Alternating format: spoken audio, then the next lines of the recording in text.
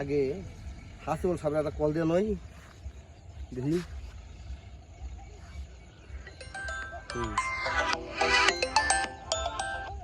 Hello Hasibul সাহেব, শোনো, office তালা দিয়ে থুয়ে এই 3 মিনিটের মধ্যে তুমি এখানে আসো।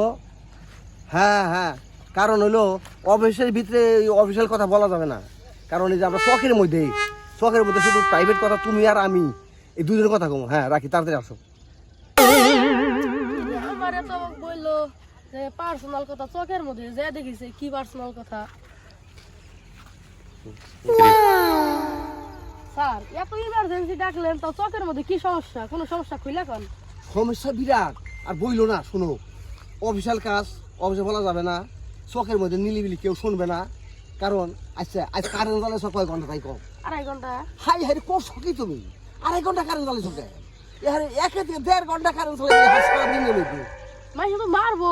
ইসরে মারবো? আমরা চাই তো আমাকে বেশি মারে রাখে, আমরা চাই আমাকে বেশি মারে রাখে।